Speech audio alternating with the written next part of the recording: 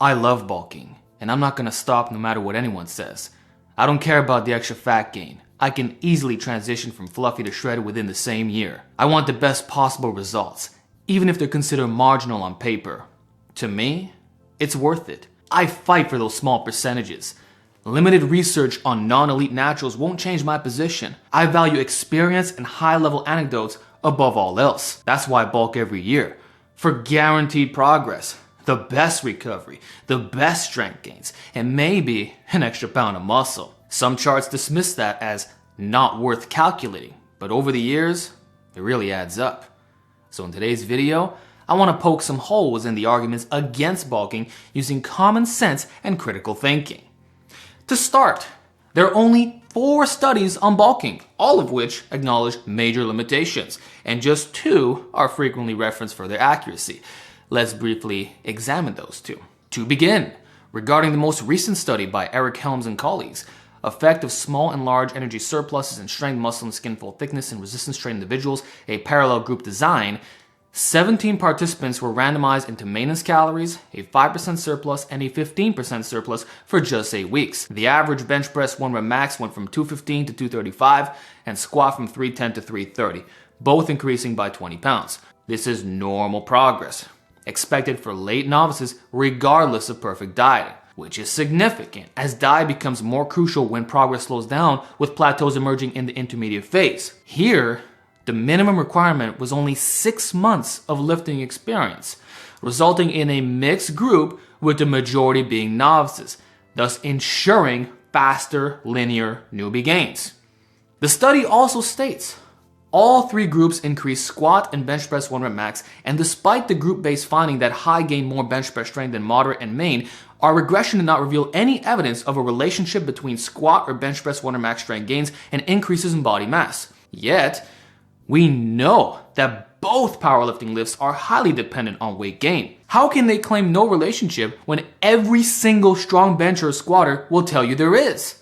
There's more cushion for the pushing, which you won't spot with these low numbers, especially in just 8 weeks. So what can you even detect when the gains are this average and this predictable? This is exactly what you would expect in first-year lifters. There's no new insights here. I wouldn't expect faster or slower progress. This is played out thousands of times in many novice programs. It is the most common pattern I can think of. Those who have been training for years already went through this honeymoon phase. Compare that to bulking for an entire year after linear gains completely cease, plus training all out because you can handle the extra recovery demands, and we'll get a very different study. So what else might go undetected in a short-term study with a small sample size, none of whom would place well in any competition, whether it be for powerlifting or bodybuilding? We need to document stronger lifters who are transitioning into higher levels, which requires running longer training blocks with pristine dieting. Monitor their performance gain when they gain weight. And if there's not enough funding, don't run the study or make big claims on social media. Do it right if you want to help professionals in this space. In the real world, every time strength athletes move up a weight class, even if some of it is from fat gain, their strength skyrockets, especially in the squat and bench. The fact that studies don't show this correlation is proof that the science is missing something. I'm calling this out now because eventually these gaps will be addressed. Regarding the surplus itself, there wasn't a significant difference in gains between a 5% and 15% surplus, and neither group showed substantial muscle growth to begin with. And keep in mind, the programming was very powerlifting centric, not a lot of accessories, with 3 times a week frequency featuring reps in reserve and varying percentages. So there was also a skill acquisition component. A lot of potential performance gains could have been due to technical improvements. So it's hard to draw comparisons when the net results were pretty meh. Again, this is why you need longer training blocks for more trained lifters. That's when hidden differences may start to appear. However, what is interesting is that the study notes the biceps brachii, the muscle which received the greatest stimulus in the study, may have been positively impacted by greater body mass gain, albeit slightly. And thus, if an overfeeding strategy is followed, it may be more successful from a body composition standpoint if accompanied by a more stimulative training protocol for all muscle groups. Yet, the authors recommend that More advanced trainees consume smaller surpluses and gain weight more slowly. This is a weird contradiction for the sake of caution. It's like the discussions around volume studies. Most lifters won't run the maximum volume they can technically recover from, but some hardcore lifters want that option, and they should have the right to know that it's possible, even if it's vastly diminishing returns. It's the same case with bulking. If the goal is the most muscle growth, then the negatives of health or disproportionate fat gain don't take away from the target positive. They shouldn't be hard to understand. So an interesting takeaway is the observation that it is possible, however, that faster rates of body mass gain could enhance hypertrophy to some degree if a sufficient training stimulus is provided. So combining high stimulus training with a larger surplus may be more anabolic? That would make for a great follow-up study, which we don't have yet. But influencers are already making videos and posts entitled, "Bulking is Dead," citing this exact study. Crazy, right? The authors also suggest in well-trained overfeeding populations, higher frequency and volume protocols may produce more favorable body composition changes than we observed. Okay, so more work combined with more food might yield better results. How surprising. 20 rep squats and milk, anyone? Or how about running the small off squat program on maintenance versus a surplus, say with a 440 or 500 pound 1 rep max? Do you think the maintenance group would have the same experience as those in the surplus? I don't believe so for a second, and I'd love to see that study. Historically, the hardest programs have always been run in a surplus, and for good reason. Next, let's pull up the previous well-known study that everyone's been making videos about for years. Effect of nutritional intervention on body composition and performance in elite athletes by Garth and colleagues. The researchers compared a small surplus with a larger one in elite athletes, setting the calories at an average of 3,000 versus 3,600. Basically, it's a comparison of adding 100 extra calories versus 500. The conclusion was that a 200 to 300 calorie surplus is probably ideal, not maintenance or the lower surplus tested in this study, as there were still observable differences. Influencers don't mention these differences either because they didn't read the study or intentionally cherry-pick the findings. So at first glance, they'll often say, look at the chart. You gain more fat than lean mass in a traditional bulk, and lean gains don't scale linearly with more calories. True, that's the case.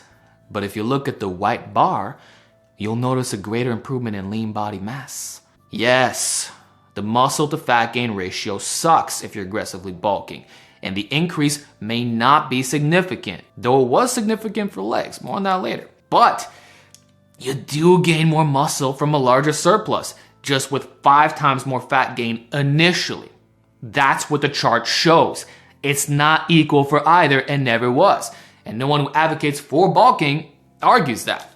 So the small addition may not seem worth it to many, since it'll necessitate a longer cut, but that doesn't negate the fact that it's real. And in no way are any of these surpluses the same as maintenance calorie gains. That is not what's being suggested here. And remember, these are in-season athletes who aren't likely to gain much muscle in the first place. So expecting a significant difference in 12 weeks is not realistic to begin with. Now here's what's funny.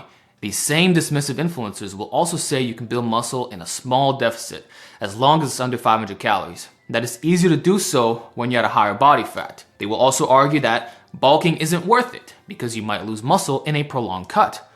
But if, as they say, it's easier to maintain muscle at a higher body fat and build muscle in a slight deficit, shouldn't that combination after bulking lead to optimal muscle gains? By their own criteria, isn't this the perfect combination for recomping? So doesn't this imply that any extra fat gain from bulking isn't actually a downside, even if the cut takes longer, since you're still gaining muscle? And therefore, the slight edge, though it isn't significant, is no longer a con, as the net gain is ultimately higher? What is it then? We can't argue two diametrically opposing points. So how isn't anyone spotting this clear contradiction? Now going back to the study, the authors also mention, although NCG athletes were closely monitored, 13, so 62%, did not accomplish their weight gain goal, with a cutoff value between 0.51%. This suggests that larger surpluses doesn't necessarily end in excess fat gain. Over time, you will reach a set point where appetite naturally stabilizes. Some athletes succeeded in periods but couldn't maintain the weight gain during the season, further implying that bulking tends to level out the initial jolt of fat gain over time. So what we see in that chart is not going to play out long term. So these athletes were not getting fatter, and best of all, they received dietary counseling. Let me stress, over 60%, the majority, were unable to gain additional fat despite this being the objective. That was the whole point. This means that even an aggressive surplus eventually narrows down to a reasonable lower number. They would not have gained another 15 pounds by the end of the year like some influencers have falsely claimed, because that would assume a linear relationship.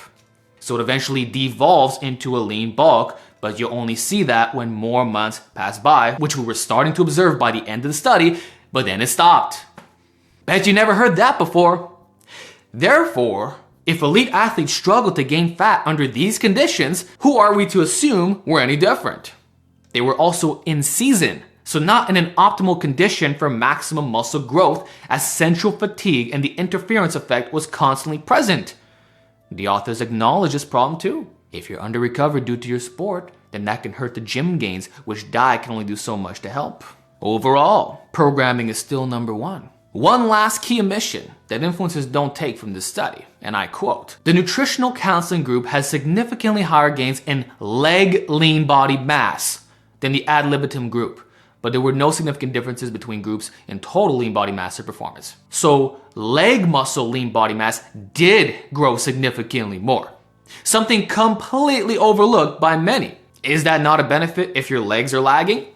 And most importantly, the squat 1 rep max did not significantly differ. This rules out the leverage nitpick, since squats are highly leverage dependent, as discussed earlier, and a larger body with bigger gut would typically help you push out of the bottom. And that's the other misconception I wanted to expose. So let's stop talking about the science for now. I'm tired of hearing that progressive overload in a surplus is only being caused by improved leverages. This is deceptive, downplaying your legitimate progress by making it seem like it's just weight moving weight. It's twisting a portion of the truth, because leverages do come along for the ride, which has led to this idea that if you can only induce progressive overload in a surplus, then your program sucks.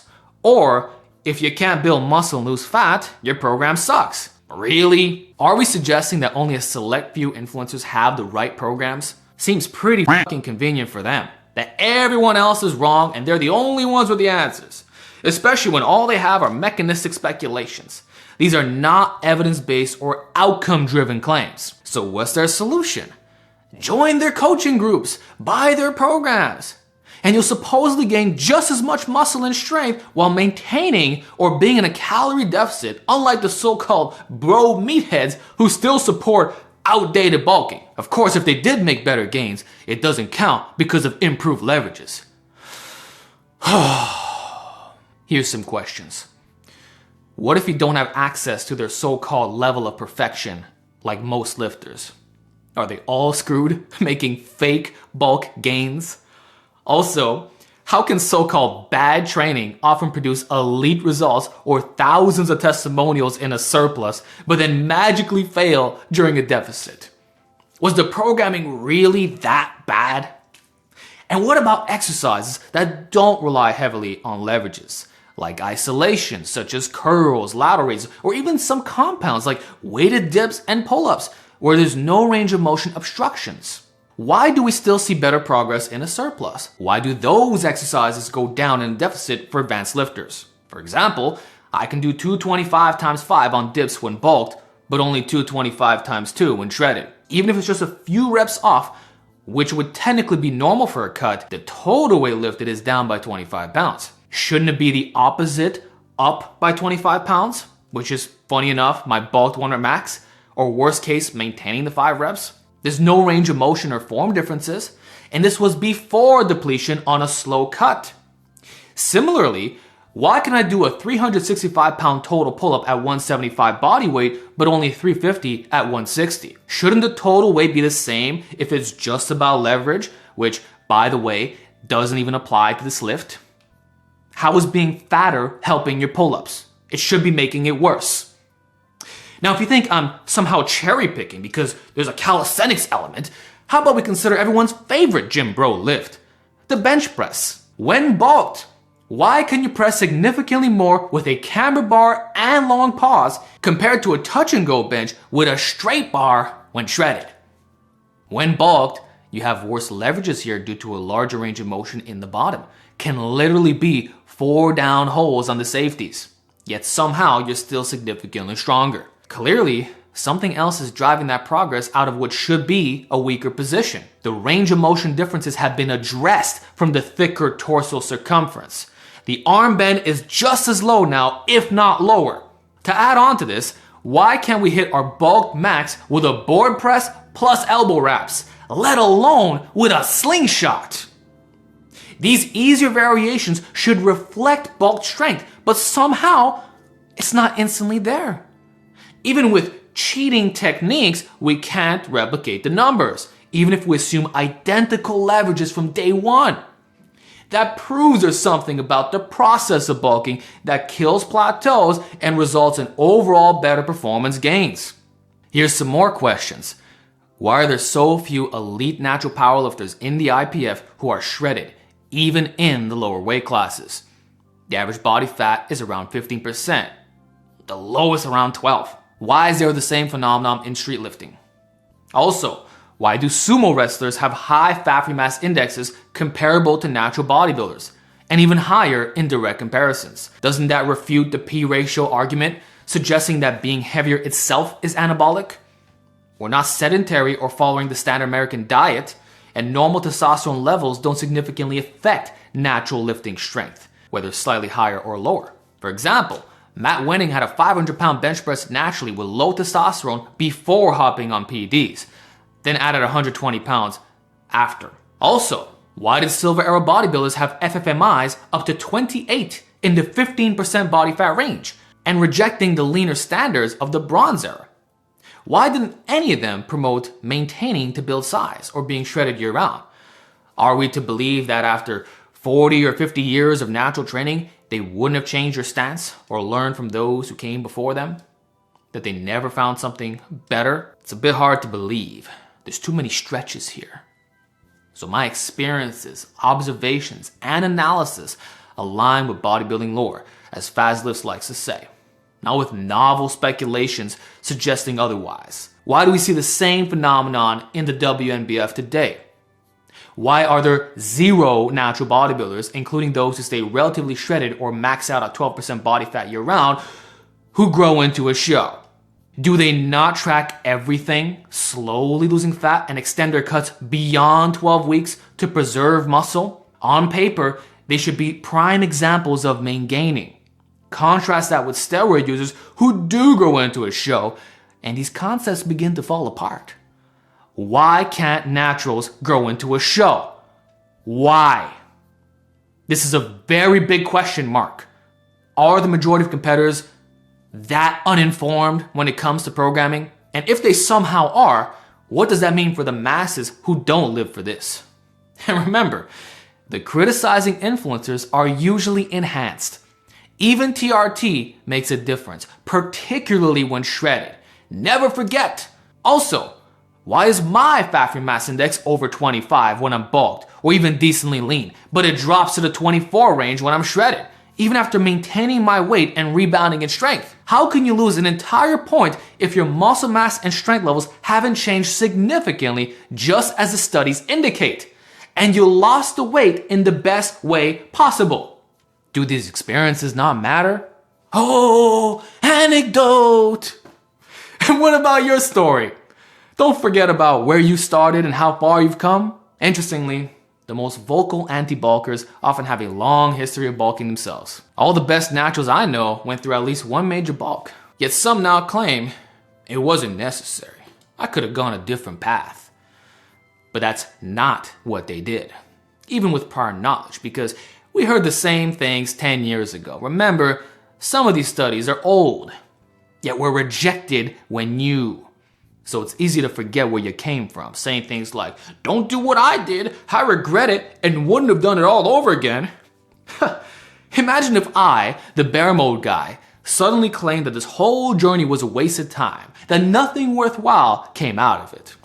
Yet those were the years I made the most gains. Gains I still benefit from today. Calling that journey worthless? Come on. What's some months of cutting after years of bulking? It's not a big deal. And for former skinny guys or hard gainers, which I once was at 120 pounds, my starting point was with abs, I think bulking is game changing. It permanently shifts your appetite and set point, making it harder to stay small. Call this super bro science, but I don't see how I could have gone from 120 to 160 at the same body fat. It would have been painfully slow, likely leading to program hopping or giving up. So even if it could work, the prospect of quitting is far too great. And you know what else is frustrating? Working against the seasons, like bulking in the summer and cutting in the winter. Who really wants to do that? We generally gain weight in the winter and tend to be less active, and hard training boosts appetite. Why not embrace a winter bulk? As a Canadian, I'll tell you, cutting in winter is depressing. It's already generally cold, so imagine when it's minus 30 or minus 40 outside. That's a whole different level of discomfort. And maybe that's why most lifters naturally fall into this cycle, even if they say they don't want to.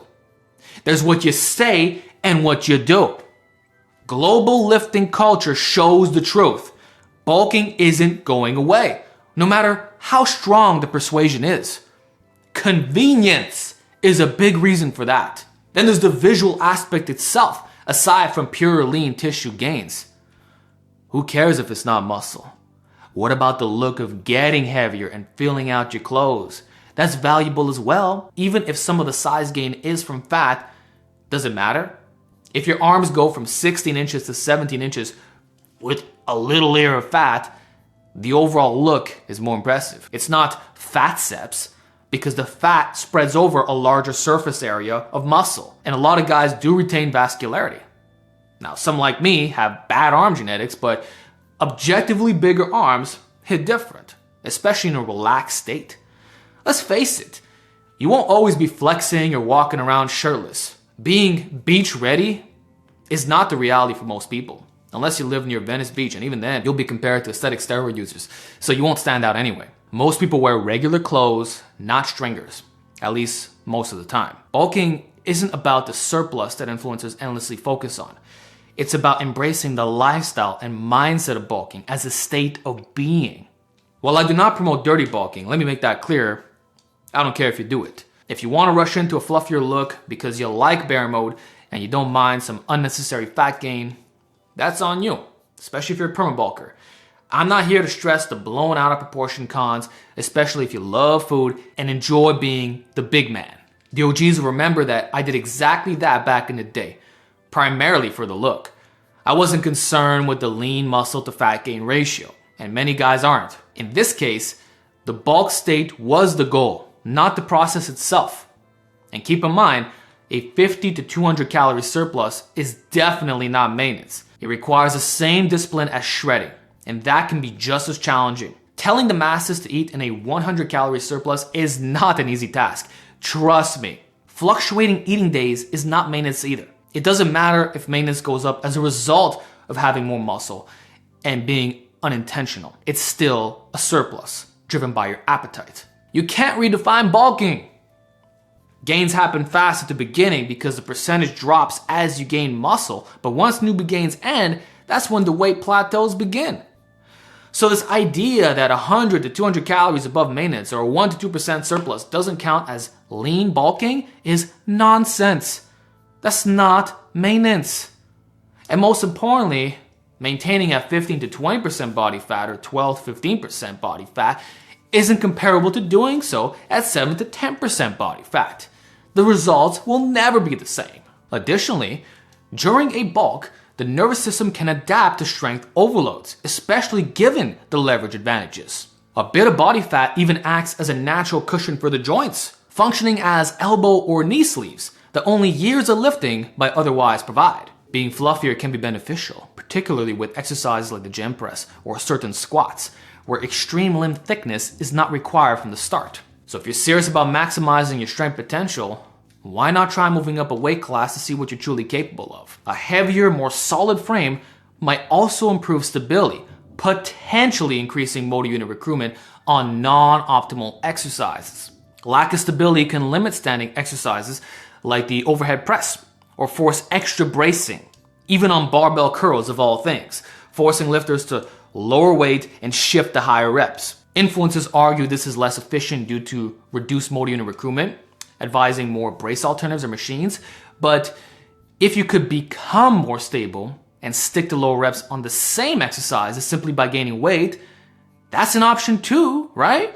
So your exercise choices become limited when lifting over your body weight or when disadvantageous leverages alters your form. But if you bulk with the added body weight, your form can scale accordingly, allowing even less optimal exercises to retain their benefits. For example, a 220 lifter will be more stable with a 135 barbell curl compared to a 170 lifter, as curls aren't leverage dependent at the elbow, but the base center of mass does matter. Similarly, with the OHP, if you can press 185, but weight around that or even below, low reps of 4 to 6 can feel less stable. However, if you weigh more than the load you're pressing, the movement automatically becomes more efficient. Strongmen have recognized this advantage for decades. Now, before anyone pulls out the Olympic weightlifting card, they're performing jerks instead of strict presses. So assuming no cheating, it's strongmen who intentionally embrace the benefits of added body weight. Again, this really helps on free weights or if you're not always sitting down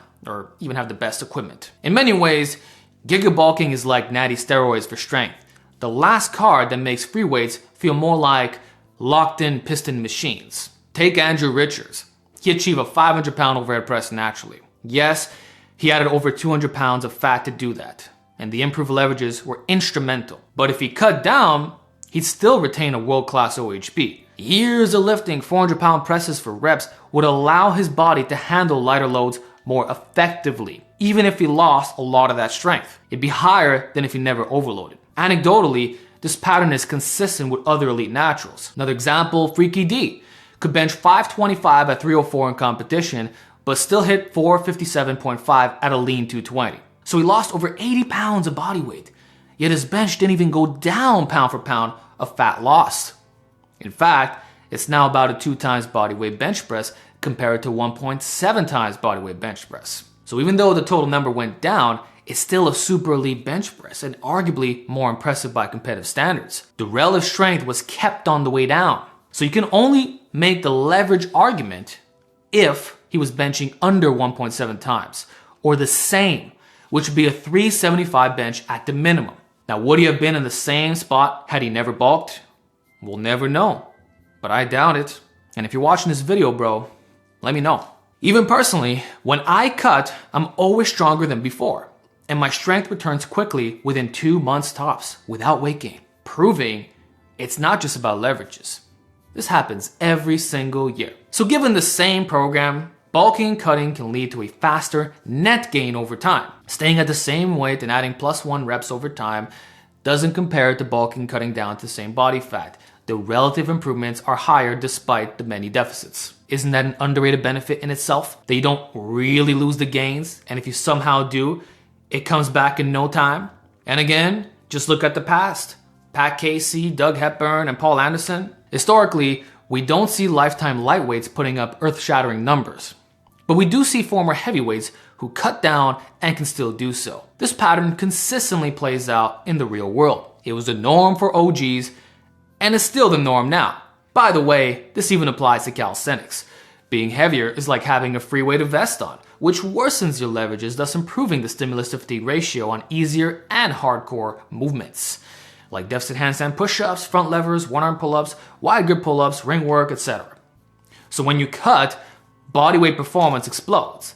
It's like a free hack for unlocking skills and automatically being jacked without lifting weights. The heavyweight bulk calisthenics athlete who cuts down is going to be flying and is a force to be reckoned with. Here's some more food for thought.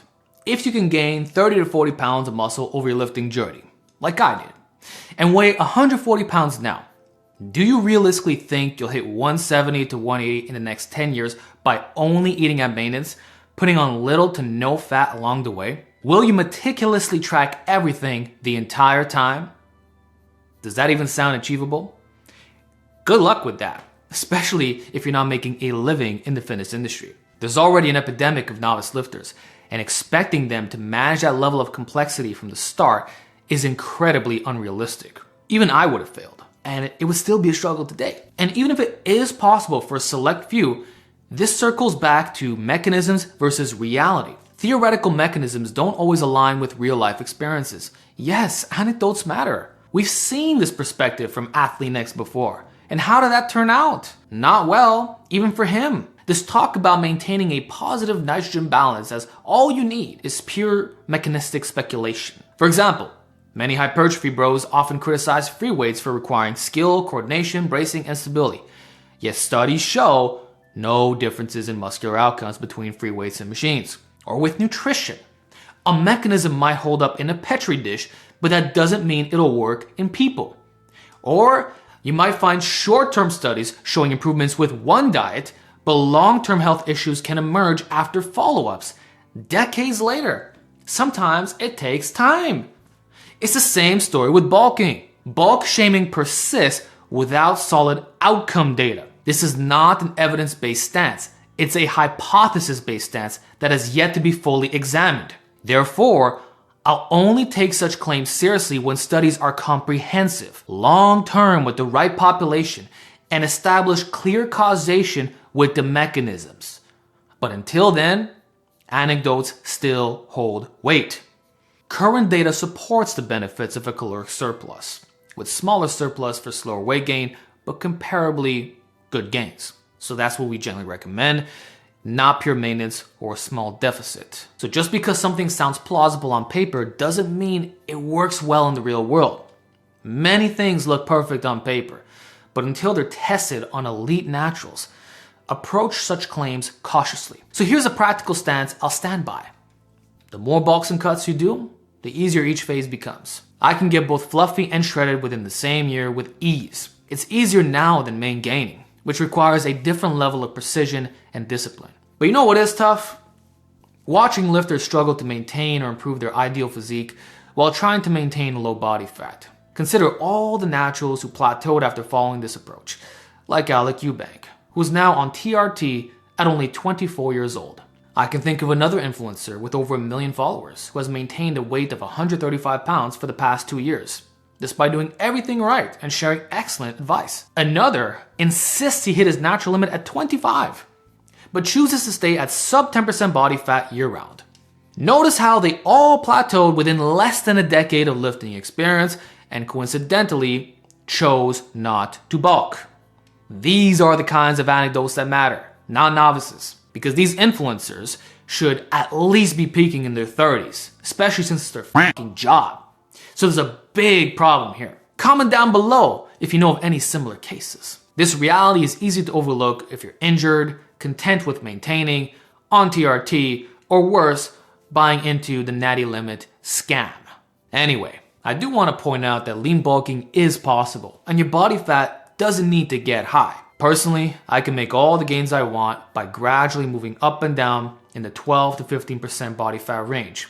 No issues at all. You can do the same if that's your preference.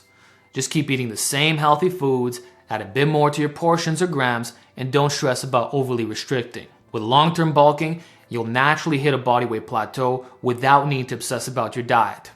When that happens, the main variable to focus on is your programming, since you can't force progressive overload indefinitely. And that's ideal, because quality programming is what truly matters over time. If you're not gaining, even in a surplus, it's clear that diet isn't the problem. So you've got two options. Stay unusually lean year-round, adjusting your programming to match that compromised state while praying you avoid injuries and discomfort. Or feel like a recovery machine, never hungry, not obsessing over food, and focusing purely on perfecting the training. Which would you choose, even if both approaches could be equally effective? I know my answer, and I stand by it. Technically, I'm not the ideal candidate for bulking anymore, but my stats speak for themselves. I want the best possible gains, even if they come with some downsides. Cutting later, no problem. Gets easier every time, including getting to single-digit body fat, which I did not expect. I'm comfortable in being uncomfortable and sacrificing aesthetics because I want guaranteed results. For me, bulking has delivered those results better than any other approach I've tried. And believe me, I've tried all extremes minus PEDs. As an elite natural, yearly muscle gains are minuscule. That's our baseline reality. So if bulking gives me a small edge, I'm taking it. Over time, those small gains do add up in ways that no short-term study can ever capture. So I'll continue trusting my own experiences and observations. I won't dismiss the methods that brought me success, even if someday they're labeled as not optimal.